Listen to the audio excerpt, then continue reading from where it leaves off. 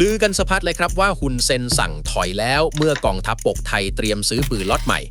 ต้องบอกว่าเรื่องมันเริ่มจากรายงานของวาสนานานุ่วมนักข่าวสายทหารที่เกาะติดกองทัพมาหลายสิบปีระบุว่ากองทัพบกวางแผนจัดหาอาวุธประจำกายขนาด 5.56 มิลลิเมตรชุดใหม่คาดว่าเป็นปืนตระกูล M4 จากสหรัฐวงเงินทั้งโครงการ647ล้านบาทใช้วิธีทยอยซื้อตามกรอบงบโดยปีงบประมาณ2570ตั้งไว้ก้อนแรก97ล้านบาทส่วนที่ว่าคุณเซนสั่งถอยมันโผล่มาจากตรงไหนเดี๋ยวผมพาไล่ให้ดูทีละชั้นเพราะจุดที่น่าสนใจที่สุดของเรื่องนี้ไม่ได้อยู่ที่ตัวปืนหรอกฮะแต่อยู่ที่ตัวเลขที่ซ่อนอยู่ข้างหลังปืนต่างหากเอาเรื่องถอยทัพก่อนเลยคุณผู้ชมครับถ้าไปไล่ดูสถานการณ์ชายแดนช่วงนี้ภาพมันไม่ใช่ภาพที่ใครยกทัพถอยร่นเป็นขบวน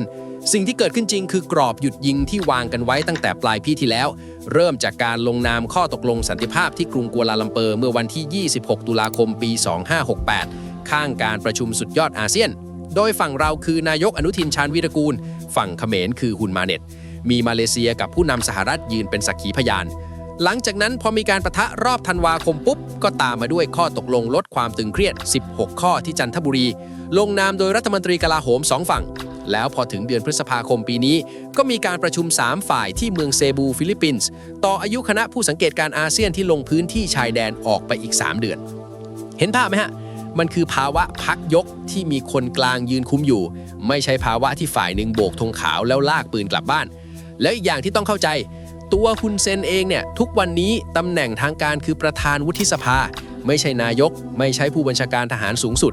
คำว่าสั่งถอยทัพในทางบังคับบัญชาจริงๆมันไม่ได้ออกจากปากเขาโดยตรงแบบนั้นอย่างก่อนที่มีข่าวกองทัพบกจะจัดหาจรวดหลายลำกล้องไฮมาร์สก็มีกระแสทำนองว่าเขมรผวามีการปรับแผนถอยจุดรวมพลหนีรัศมียิง300กิโลคือเหมือนเอาความเคลื่อนไหวของกองทัพเราไปวางคู่กับปฏิกิริยาที่คาดเดาของฝั่งโน้นทีนี้ทำไมชื่อวาสนานานุ่วมถึงมีน้ำหนักพอคือต้องเข้าใจก่อนว่าข่าวสายทหารบ้านเราเนี่ยมันไม่เหมือนข่าวอาชญากรรมที่แถลงทุกวันโครงการจัดซื้อของกองทัพส่วนใหญ่จะโผล่ต่อสาธารณะ2ทางทางแรกคือเอกสารงบประมาณตอนเข้าสภาซึ่งอ่านยากมากสำหรับคนทั่วไปกับทางที่2คือนักข่าวที่เดินเข้าออกกองบัญชาการจนคุ้นหน้ากับนายทหารระดับสั่งการแล้วได้ข้อมูลมาก่อนที่มันจะกลายเป็นเอกสารทางการตัววาสนาอยู่ในสายนี้มายาวนานตามงานผู้บัญชาการทหารบกมาหลายยุคเพจของแกเลยกลายเป็นจุดที่สื่ออื่นคอยจับตาพอแกเขียนอะไรออกมาปุ๊บสื่อหลายเจ้าก็หยิบไปขยายต่อในวันเดียวกันเอาละมาต่อที่ตัวเลขที่ผมบอกว่าเป็นหัวใจจริงๆของเรื่องนี้647ล้านบาทฟังเผินๆเยอะนะแต่ลองวางเทียบกับงบกองทัพบกทั้งปีดูฮะปีงบ2570กองทัพบกได้รับจัดสรรราว 96,000 ล้านบาทส่วนกระทรวงกลาโหมทั้งกระทรวงอยู่ที่ราว 200,000 ล้านแล้วก้อนแรกที่จะเบิกจริงในปีหน้าคือ97ล้านบาท97ล้านนะครับ97คิดเป็นสัดส่วนแล้วมันคือเศษเสี้ยวของงบกองทัพบกทั้งปีเท่านั้นเองคุณผู้ชมลองเทียบกับเรื่องใกล้ตัวดูเหมือนบ้านเรามีรายได้ทั้งปีก้อนหนึ่งแล้วปีหน้าตั้งใจจะทยอยเปลี่ยนมอเตอร์ไซค์คันเก่าที่ใช้มา20ปีโดยผ่อนงวดแรกไม่กี่พันมันไม่ใช่อาการของคนที่กำลังจะไปทำสงครามพรุ่งนี้เช้ามันคืออาการของคนที่วางแผนเปลี่ยนของเก่าตามรอบแล้วของเก่าที่ว่าคืออะไรปืนประจำกายหลักของทหารราบไทยทุกวันนี้คือปืนอิสราเอลตระกูลทาวอที่บ้านเราเรียกว่าปลย50เริ่มเข้าประจำการล็อตแรกราว 15,000 กระบอกตั้งแต่ราวปี2550ลงหน่วยแรกที่กรมทหารราบที่31รักษาพระองค์แล้วทยอยเข้ามาเรื่อยๆจนมีรายงานว่าอยู่ในระบบหลายหมื่นกระบอกเพื่อไปแทนปืน M16 รุ่นเก่าที่ใช้กันมาตั้งแต่ยุคสงครามเวียดนามปัญหาคือทาวอเป็นปืนทรงที่เรียกว่าบูพับคือย้ายกลไกกับซองกระสุนไปไว้ด้านหลังไกปืนตัวปืนเลยสั้นแต่การใช้งานมันต่างจากตระกูล M16 M4 ที่ทหารไทยคุ้นมือมาหลาย10ปีพอสมควรแล้วก็มีเสียงบ่นเรื่องความจุกจิกในสภาพอากาศชื้นแบบบ้านเรามาตลอดกล้องเล็งเป็นฝ้าบ้างอะไหล่ต้องพึ่งตนทางบ้างพอมองแบบนี้แล้วการหันกลับมาซื้อ M4 เพิ่มจึงไม่ใช่เรื่องแปลกมันคือการเติมของที่ระบบส่งกำลังบำรุงของเราคุ้นเคยที่สุดกลับเข้าไปในหน่วยที่ต้องการเดี๋ยวมีอีกชั้นที่ลึกกว่านั้นแล้วมันเกี่ยวกับความปลอดภัยของทหารเราตรงๆก่อนไปตรงนั้นผมอยากให้ฟังสูตรที่นักวิเคราะห์การทหารในรายการเขาย้ำแล้วย้ำอีกแกบอกว่าอาวุธทุกอย่างซื้อมา100 บาทต้องเตรียมอีก30 บาทเป็นค่าฝึกกับค่าปฏิบัติบำรุงถึงจะเอาไปใช้รบได้จริงคุณผู้ชมครับอันนี้แหละคือส่วนที่คนทั่วไปมองข้ามที่สุดเวลาเห็นข่าวกองทัพซื้ออาวุธเราเห็นแต่ราคาป้ายแต่ของจริงมันมีหางยาวตามมาอีกเยอะ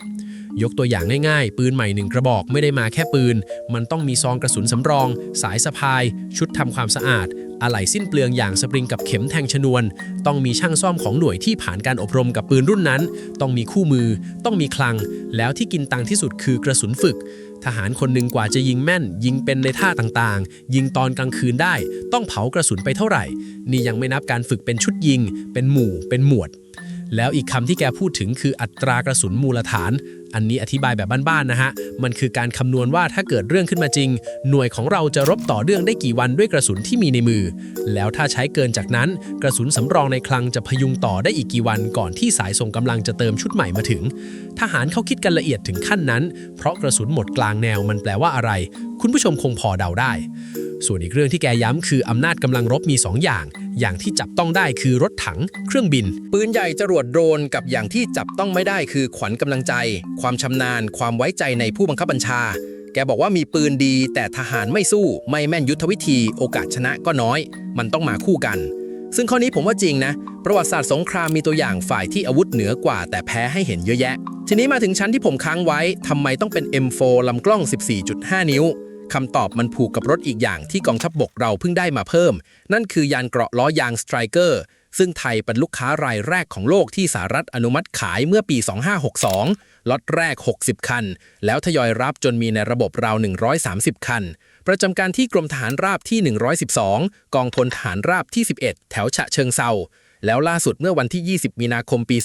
2569 กองทัพบกสหรัฐภาคพื้นแปซิฟิกส่งมอบสไตรเกอร์เพิ่มอีก 17 คันที่ลพบุรีในพิธีปิดการฝึกหนุมานการ์เดียน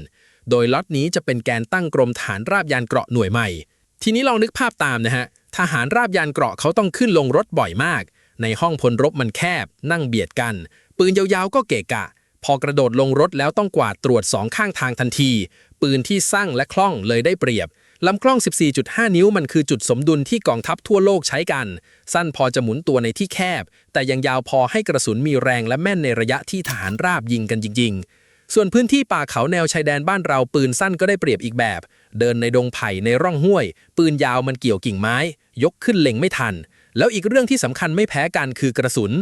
M4 ใช้กระสุน 5.56 มิลลิเมตรมาตรฐานนาโต้และใช้ซองกระสุนแบบ Stanag ที่เป็นมาตรฐานกลาง แปลว่าเวลาอยู่ในสนาม ถ้ากำลังพลคนหนึ่งกระสุนหมด เพื่อนข้างๆส่งซองให้ใช้ได้ทันที ไม่ต้องมานั่งดูว่าใครถือปืนรุ่นไหน ซองใครใส่กับใครได้ ในจังหวะที่ต้องตัดสินใจภายในไม่กี่วินาที เรื่องแบบนี้แหละที่ตัดสินความปลอดภัยของคน รวมความแล้วก็คือนี่ไม่ใช่การกว้านซื้อปืนไปเตรียมบุก แต่เป็นการเปลี่ยนของตามรอบบวกกับการจัดปืนให้เข้ากับหน่วยยานเกราะที่กำลังขยาย